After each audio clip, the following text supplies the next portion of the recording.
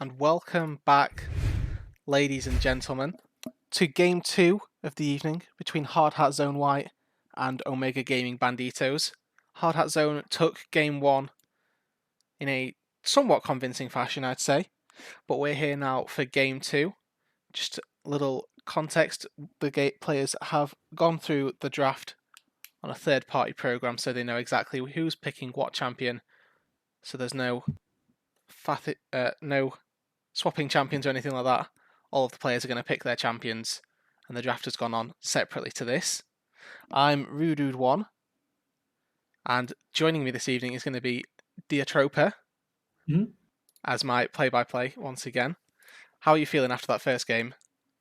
I'm feeling really good. I was really excited about the level of macro that we saw out of the two teams, and we did get to see like their micro, especially from Banditos as the game went on as well. Actually, both very talented, and so I'm excited to see how this game plays out and if they're able to maybe form a little bit more of a cohesive plan. Yep, for sure. Something else, or something to quickly touch on this draft, is the fact that this Rek'Sai has been now banned away. Banditos banning Thank that God. away from Blunt, taking him off of that comfort pick. And Yep, go ahead. and now we're gonna see Blunt forced onto something else, something that will hopefully make him a little less comfortable, and maybe I not be really able to get as early creative pathing as he did in that first game. I do really like that we didn't see Ornn fall through the draft this game either. Um, Having the Ornn actually be picked up for a team that was looking for a little bit more oomph in their engage. Banditos kind of lacking for options last game, and so I really like that they picked up that champion. Very easy press and go. And so I look forward to seeing how they'll use that in the top side. Yeah, the Ornn was picked after they'd seen the Shen, I believe, so they Mm-hmm. knew that they were picking this top lane matchup themselves. Mm-hmm. And we've seen the first pick now that we had on the side of Banditos was actually an Echo jungle. So this Echo that they've picked has gone into the jungle role. Maybe they tried to think they were going to flex it around, but jungle Fascinating. is where it ends up. Yeah, I definitely thought in the draft that that was going to be a mid lane pickup, but putting him in the jungle I think is really interesting and I actually like the matchup for Pantheon into Aatrox better than I do Echo into Aatrox.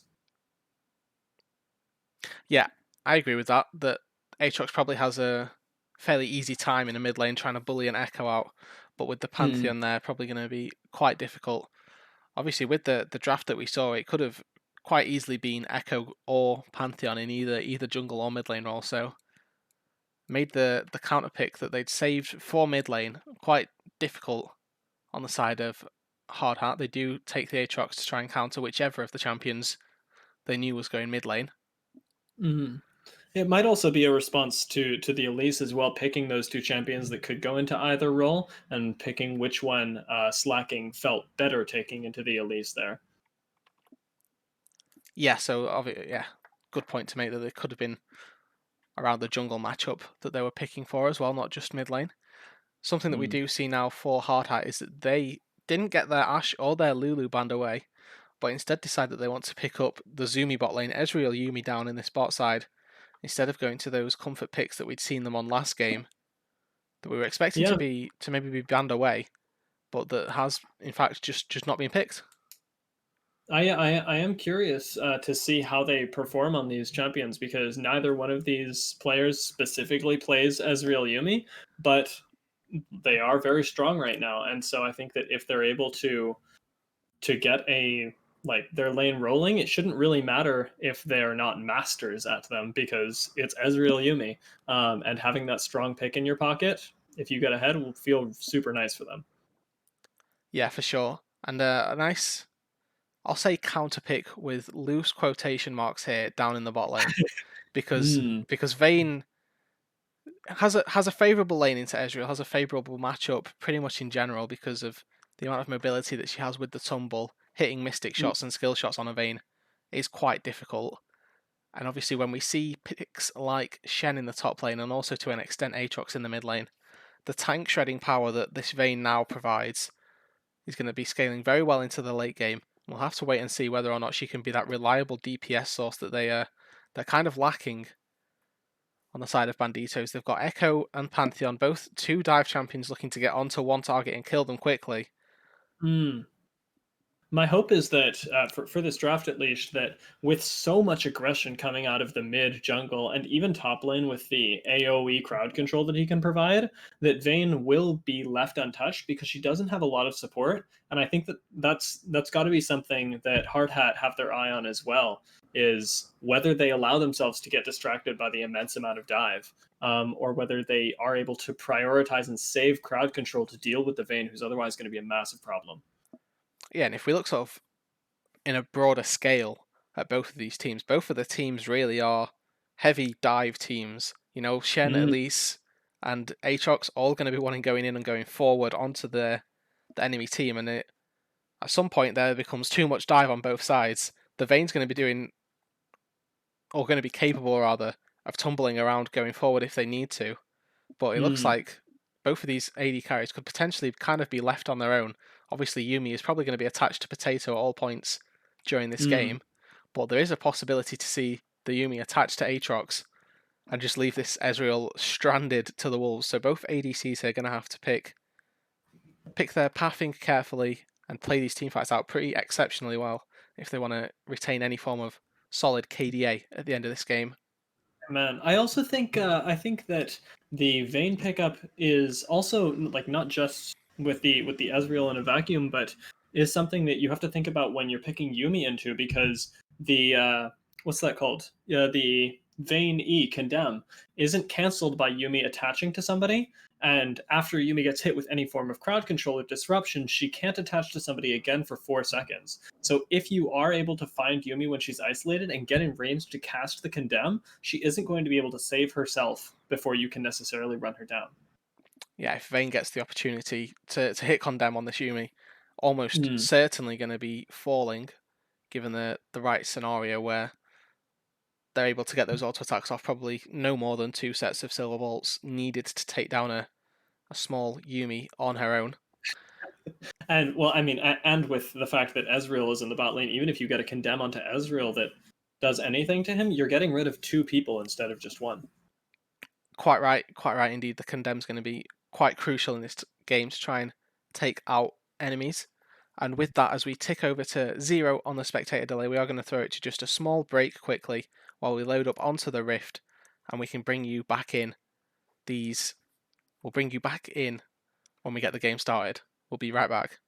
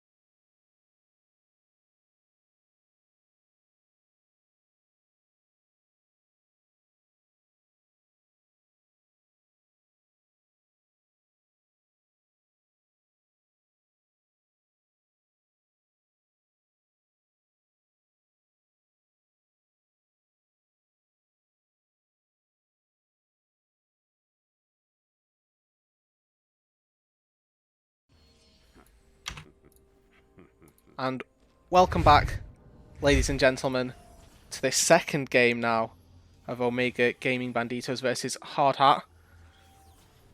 As I've realised, I've not quite changed the scoreboards, but we do have Omega Gaming on this blue side this time, and Hard Hat on the blue side. I will just get on top of that right now. If you want to talk a little bit about what's going on level 1 whilst I'm doing these things, very unprofessional, I do apologise once again. Absolutely. I mean, take your time. Right now, I think that during the level 1s, we're going to be looking at where the junglers start and what lanes they want to prioritize. I expect, for the most part, for them to leave the top side of the map alone. Going to be very utility focused for later, but the junglers being able to prioritize either going to mid, which we expect to be a very heavy action lane with Pantheon, Aatrox, both very lane bully oriented champions, or whether they try and prioritize getting the Vayne ahead into Ezreal Yuumi. Yuumi did take Ignite and Exhaust going into this game instead of the heal that she did last time, as we have both AD carries taking heal as a summoner. So I think that even the bot lane's expecting a lot of combat over here, and it'll be up to the junglers to decide who gets focus, because Pantheon will be really nice at spreading the advantage, and it could be an investment in bot side to do that, or whether you want to put that attention directly into bot side and just get the Vayne going to force the attention from the Elise. Yeah, there's definitely lots of avenues for Omega Gaming to try and secure a win condition here. Obviously, a late game Vayne is pretty much untouchable in all cases. Early dredge line. Yeah, I think it'll be a chunk, but we have pressed the attack on Vayne, which makes it hurt a lot early, even without that passive. And with the passive, I think that Ezreal's almost dead. If she had hit the level 2 and gotten the silver bolts. We do see level 2 probably going to come out now. This one minion coming down, will they go for anything with it? Looks like they're just going to back off, get a ward to secure their safety. Taunt comes out top lane. Yeah, people deciding they're going to brawl a little bit over there. Well, something I want to mention is the fact that this mid lane has the potential to be very blood heavy. Both have gone double ignite, both 2 melee AD champions. I'd be surprised if I don't see some form of jungle attention, some form of action in this mid lane before the level 6 mark. I would hope so, especially because at level 6, I think Aatrox will destroy this matchup if Pantheon hasn't already, because Pantheon lacks the combat utility, say, on his ultimate. I think that Aatrox will feel much more comfortable. We see Echo coming in, is also spotted on the ward. Elise was spotted on the ward on the other side of the map, so everybody doing a nice job of tracking the junglers, but already we're seeing a lot of brawling. Yeah, this mid lane is already very combat heavy. We've seen Slacking paying attention. Blunt's pathed through mid lane at least twice now. And it Seems looks like he can't decide where he wants to go. Yeah, not deciding quite which crab he wants to give up, and then with the bot lane priority that Banditos do have, he does decide that he's going to give up the bot lane crab. This is going to be a crab trade here. Both junglers going to get one on the top, one on the bottom. Civil and Ahop with this early pressure, securing themselves a crab for their jungler. Going to be happy with that. Yeah, the ward not getting quite cleared out there by Banditos does mean that Echo can't really set up for a gank onto the Ezreal Yuumi, and we're going to have to play a little bit more passive in the bot side of the map than you might like if your jungler is there as a Nautilus. Yeah, something that we saw in the last game was when they tried to gank the Ezreal Yuumi, that they didn't have too much success, just was able to shift away and occasionally had to burn the odd summoner, but this time Ahop is in possession of a Nautilus now, which obviously vastly increases any form of kill threat. Very nice dredge line through the minions too. Does get the proc on the silver bolts, but the heal from the Yuumi actually just turns that fight completely in Ezreal's favor, as he also lands the W and E.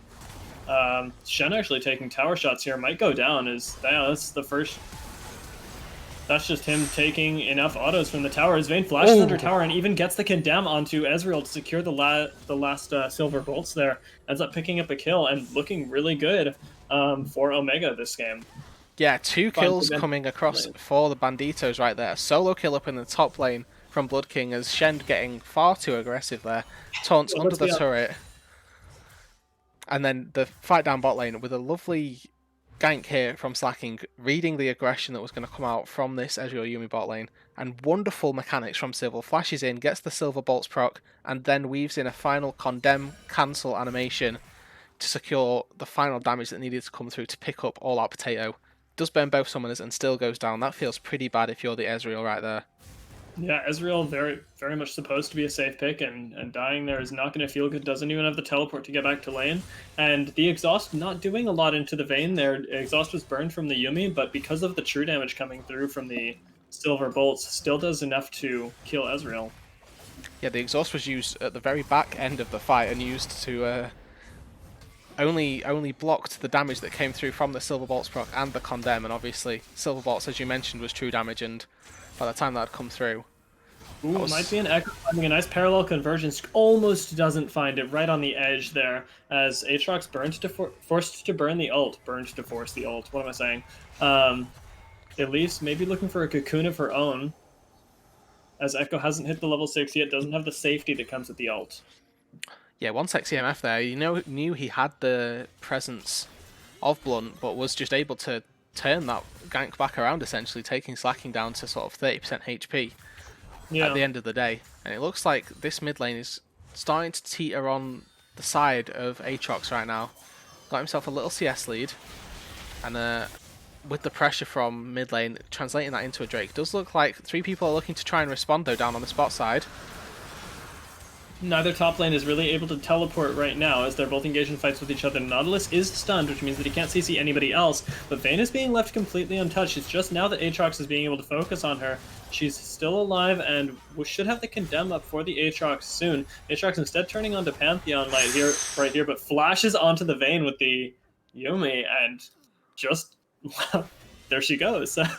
Yeah, the Vayne had about 400 HP right there, but then the final sweet spot that came through, the final triple Q, or the third of the 3 Qs, the center of that one, he did a nice little bait there. It looks like he was trying to focus down, was it Cool Crab, I think, that was limping away with the first 2 Qs, and then just doubles back, turns back around, flashes on top, catches Civil completely off guard, and manages to pick up himself a kill on the Vayne right there. Really nice turnaround from him in a situation where if he had continued going for that Pantheon, I'm not sure if he makes it. Yeah, would have been able to get some, or would have taken a lot of Silver Bolts damage. But again, in that particular fight at the end there, Civil was level 4 compared to one Sexy MF's level 7. So even if the Q whiffs there, I still feel like Civil's going to have a very rough time and would have had to pull out some very insane outplay in order to try and combat the just distinct level disadvantage. Definitely would have made it at least a condemn to the wall. Yeah, if that was available to him. I don't know if they'd use that early on in the team fight, but the overall, at the minute, they did get the Infernal Drake for Hard Hat White. They do take up the first 3% or 4% additional adaptive force that they're going to be very grateful for. And now, what is it? This Aatrox is a little bit unlocked. Has the 2 kills. Hasn't finished his item yet, but really should not be fearing the Pantheon at all. And maybe just haven't been able to make this pick work. That should be parallel convergence, but again, just on the line there, the movement speed being super helpful. Does get the TP out of the Shen, so now they have a TP advantage on the side of Banditos. Yeah, the World Ender being popped twice now defensively just to keep himself safe. But with the committal of this ultimate and the pressure that he's sent back towards Slacking, just letting him know that he's not free for a gank right now, Blunt is able to take... Looks like he's going to be able to take this Rift Herald fairly freely, especially with ult being able to move down from this top lane. And with Shen walking back up from River, won't even draw focus away from the top side. I actually feel like Ornn has had a pretty good matchup into Shen so far, as we've seen ultimate coming up from Nautilus, and there are 4 people on the bottom side of the map. That should be Nautilus going down there. Very nice use of the stopwatch, and the ultimate from the Echo should keep him alive. Now, people just ignoring Yumi until they can get the kill. Ooh, Vayne tanks turret there for just a second, while Slacking manages to finish it off on the backside. Almost doing enough damage to kill her with just the 2 shots there. And really nice knockup from the Aatrox prevents Ornn from leaving the Infernal Chains. Now, has procced the Conqueror, but won't really be able to chase him under tower realistically, and he'll just be able to clear out the wave that they'll be pushing into the mid lane. Yeah, and that was a lovely dive there from the Banditos. Managed to juggle that aggro perfectly Ahop walked under and knew exactly how much damage he could take. He knew he had the stopwatch. He just walked up, full tank, face planted the Ezreal there, slammed the anchor into his face, caused that stopwatch to drop turret aggro. They used Echo ult to stop the other set of turret aggro, and then they didn't rush it. That was really nice from Banditos. They didn't need to over-aggress when they just got the Yuumi left over. They took their time, let the turret reset, and then Civil, being the one ranged champion, decided he'll take the aggro. It's easiest for him to get out. And they do get 2 kills for it. Don't have to lose anybody either. And even in the very low pressure situation, very nice mechanics out of Civil. Yeah, obviously exhibiting. He's got a 10 CS lead down bot lane. Doesn't quite have the full Blade of the Ruin King finished yet. When he's got that, he'll be looking to be very strong at this early stage. Obviously, 11 minutes in. Having a full Blade at that point would be quite nice. I was meaning to bring up scaling earlier in the game, but haven't. Wow, Nautilus flashing into, forget my point, into the Ezreal Yuumi. Yumi's still burning down, and we'll just get one shot by the Echo. Now there's 2 more people in the Aatrox and the Elise on the bot side. This could be Civil going down, is forced to flash away, and has the Silver Bolts stacking on the Elise, but isn't really able to re-enter the fight with the threat of the Aatrox. Ornn being able to tank up so much damage from Elise and Ezreal. And now Aatrox is on the backside, but we're focusing on Slacking as he tries to run down the Elise, but gets taunted by the Shen, and now it's Blood King left alone. Does pick up 2 kills, and might be able to get away. Does have the Infernal Chain sticking on him, but this should be 3rd Q from Aatrox to pick somebody up. Does finally get the Ornn, just barely in range there, and shouldn't go down to the spear. Yeah, that's a 0 Aatrox right now. Not done yet. From Pantheon, now looking for Aatrox again, flash forced out of him, and does have the knockup. Yumi's here to heal him, but isn't there in time. Yeah, that fight goes on so long that Yuumi with her little legs is able to run all the way back down bot lane to try and save the Aatrox. Isn't quite managed to pick him up and keep him safe. But the Aatrox had a huge fight right there. Even if it comes in a little later than we were talking about, this is exactly the kind of bloody game that we were thinking was going to happen when we saw these 2 compositions initially. Yeah, the Aatrox and the Pantheon have both exceeded or come to our expectations right now, but Slacking has found a pocket of vision right now where Potato's not been seen. Might be able to find Potato once again. The Arcane Shift should get him out of there, but he goes down so fast once the bolts are procced. Just the E is able to take him out. Follows him with the blink through the Arcane Shift. Yeah, Banditos hitting them with the Riot triple Q special right now. They've got they've got the Echo passive. You hit them 3 times, they get popped. You hit them 3 times with Silver Bolts, they get popped as well. And that Ezreal didn't really stand a chance with the Hextech Revolver as well on the side of Slacking. His E is going to be doing a lot of damage. The phase dive coming out going to be very good. No, I'm sure. And now this should be Pantheon going down, but there are 3 people ready to capitalize on that. Well then, we'll get knocked out by the Aatrox, but the healing shouldn't be enough to keep him alive through the Vayne. Ooh, Nautilus almost goes down there, but a nice auto from the Vayne right at the end to secure that will keep the Nautilus alive. Yeah, so overall, all said and done, that ends up being a 4-for-1 plus a Drake going the way of Banditos.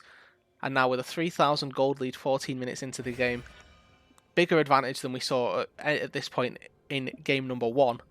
And Vayne, with the majority of the gold so far, probably Echo and Vayne sitting top of the gold charts right now, both sat at 5, 2, and 6, and both have completed item already. Yeah, Aatrox was looking really scary, but just going down to the Vayne Echo combo there loses his bounty, having already lost it once on the bot side. And there's if Aatrox starts to fall behind, he is somebody who you can peel. And so if he's not just absolutely tanky, if he doesn't have that death stance and is unstoppable force running at you, he's just another guy that you can push away, that Ornn is going to be very adept at, that Nautilus is going to be very adept at, and even Slacking has the possibility of peeling with the parallel convergence. Yeah, definitely. A lot of actual, a surprising amount of protection will be able to come out for this Vayne, obviously. Pantheon W, Ornn disengage in general, just the amount of CC he provides. But something that I want to quickly touch on here for the side of Banditos is that they've not actually picked up any healing reduction yet. And when you see a Ewin, you see an Aatrox. For me, I feel like an early execution is calling on Civil. Obviously, it feels a bit bad as we see final hour pops, but nothing going to come out of it. An early executioners here would have actually been quite nice. I feel like it would have been able to neutralize a lot of the healing that comes out from this team, just in general.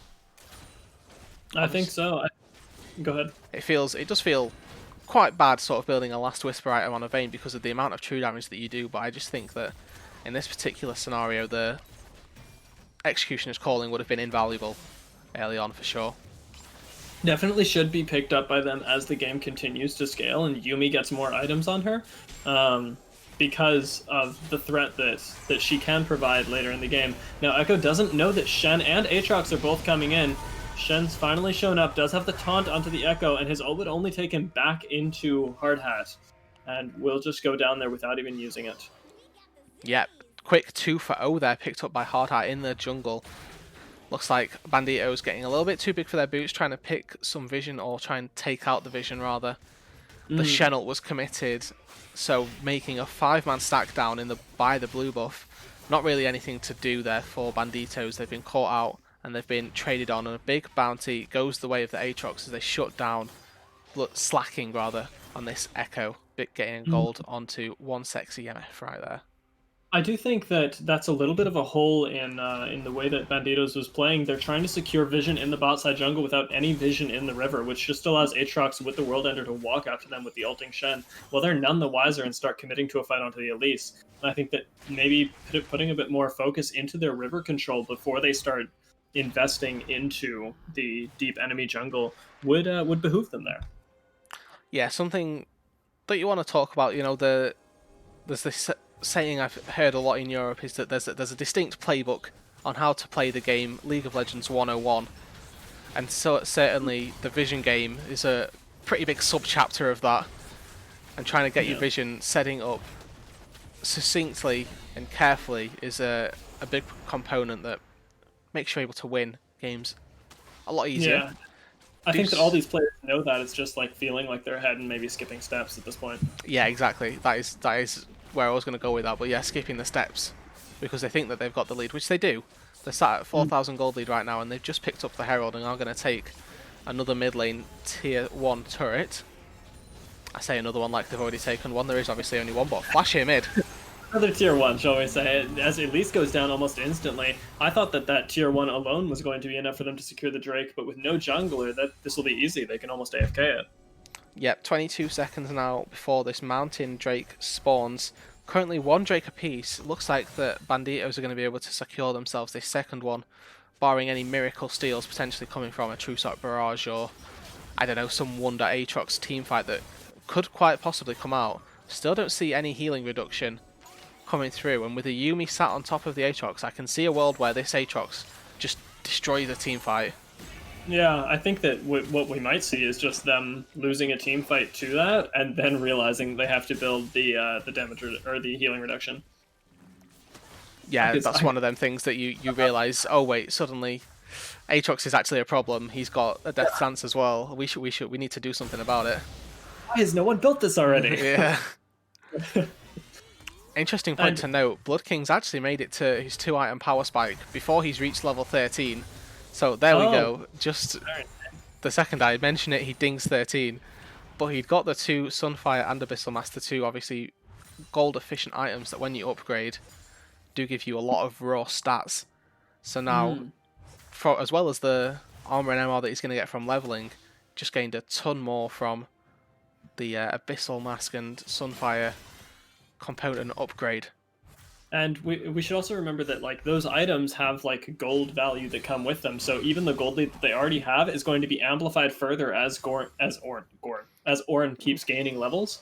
As he's able to give his teammates, like the Vayne, who already has the Blood of the Ruin King completed, more more upgrades. The gold lead is going to, I want to say, intangibly grow. Yep, very true. The Abyssal Mask sort of realized that was the most profitable upgrade about I'll say a couple of patches after the ornaments were first introduced, people were building the Holy Trinity tank items of sort of Spirit Visage, Sunfire, Iceborne Gauntlet, and obviously Iceborne Gauntlet and Sunfire were the natural upgrades, but people soon realised that, you know, hold on, if I build Abyssal Mask and this upgrades, this is 1700 gold's worth of stats that I'm getting right now just for free. And that sort of Which, yeah, switched Ornn's build path a little bit. feels amazing. I definitely think, and this is something that I keep almost wanting to bring up, but we're fighting constantly, is that with the Ornn and even the Echo as compared to the Elise, that I think that even in a scaling game, if this is allowed to go on, that Banditos actually have the edge in the scaling. I think Echo with the Dark Harvest will scale better than the Elise will. And the Ornn allowing his team to kind of grow with him beyond that 6 item, I think will be really useful. Yeah, I think that I'm 100% with you in the definite. Banditos have the advantage in scaling. Yes, I'd say that Aatrox probably outscales a Pantheon later on, but the amount that the Vayne just scales into this late game, already sat at 2 items already with Blade of the Ruin King and the Rage Blade already completed. And then also, slacking is basically going to be just a better Elise, I'd say. On this Echo, he's going to be able to jump in, get a kill, or do a ton of magical damage, and then has that ult to just completely reset the fight hit for himself. Obviously, Blunt's got a repel, which is nowhere near as good, but a fight top. You know, as he's just extended too far, even the Shen coming in shouldn't be able to save him. Very close there for Civil, but not quite enough time on the Ezreal there. Civil still alive, just being visible means that Aatrox and Elise can't reliably hit him, and has a lot of damage on him. There was absolutely no fear from Civil right there. He was about 500 HP and just decided, you know what?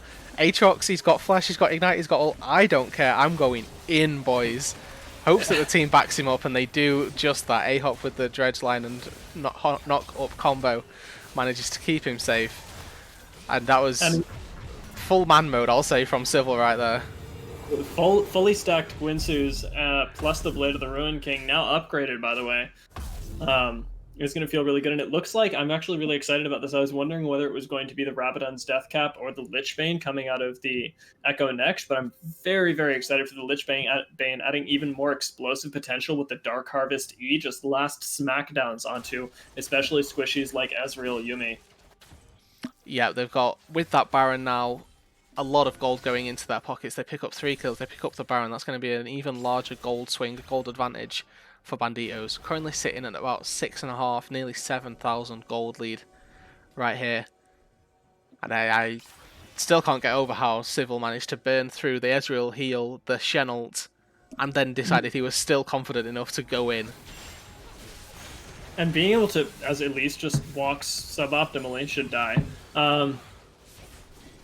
Yeah, that.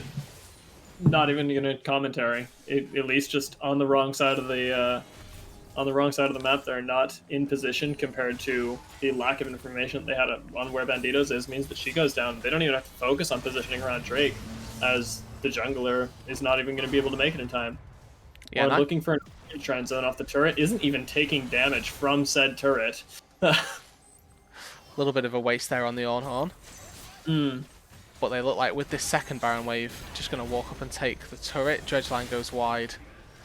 And we've got Baron, or not Baron rather, Dragon is live. So this third Drake most likely going to go the way of Banditos. Blunt has spawned. Now. Go ahead, sorry. I was saying, if we think Ornn isn't taking damage now, him with another Mountain Drake, it will be taking even less. Civil maybe looking for a bite there, dodges the cocoon, and now has to flash away from the Shen, who is on top of him, is still alive in the backside here, with the fully stacked Winsus plus the Blade of the Ruin King, being able to lifesteal up to a point where he feels comfortable. And this is the E that I was talking about from the Ezreal, should have it up again right about now, but the Dark Harvest pops the Ezreal just in time. Ooh, it barely doesn't pick up the Yuumi, but a nice dredge line coming in from the Nautilus will end up finishing that off. Looked really silly there as he pulled himself to the target that he had just killed. Yep, that was another really nice team fight from Banditos, and with that they are probably going to look to take the game. They've got the Baron, they've got an inhib bot lane, 2 seconds on Blunt, 10 seconds on Shen and Aatrox right now. even think that Aatrox, yeah, is going to be able to be up in time. They could try and take a fight here, but we already see GG's being typed in the chat, and that's going to be game 2. Really excitingly going to Banditos. I was very excited about their macro game there. Take it away. Yeah, so they're definitely going to say that the macro game wasn't, or I don't want to say it wasn't as strong, but the fighting was a lot more emphasized in this second game. Obviously, this game we've had 36 kills, and in the last game we barely reached 20 until the last few phases. But that last team fight that we saw, the one that ended up winning the game, it looks like it could have gone badly for Banditos. Civil looked like he was caught out and had to burn his flash very early on. But Mm. as we mentioned, this team didn't look like it would be a great disengaged comp, but what they did have was a lot of CC. And the CC that Mhm. they provided managed to keep Civil alive just long enough for him to start being able to turn back around and dish out that damage during the team fight in the end there. Yeah, and I think that being able to play a micro focused game really did play into their skills because we saw, or at least like I read into the Vayne play that Civil is somebody who feels more comfortable being able to take those duels, and even on the Ezreal Yumi last time, trying to mechanically outplay his opponent through this carry, I think is really good. I would like to see a little bit more control coming out of the mid lane, a little bit more of a neutralizer mid laner, because it feels like that's what they're trying to do anyway, or at least what this player ends up doing. Um, and so I'd like to see him back on something like the Azir, the Malzahar, maybe even the Oriana, that can enable the rest of his team and keep the game going on, so that Civil and Slacking can get to the point where they're able to out micro their opponents. Because I feel like that's where Banditos is really comfortable. Yeah, I like that. Like that comment, that nice analysis there. With that, with that, and Banditos taking game number 2, we are going to throw that to a quick break now as we load up into this third and final game, the decider of this series. Thank you everybody for tuning in. Make sure to stay tuned as we bring you game number 3 very shortly. We'll be right back.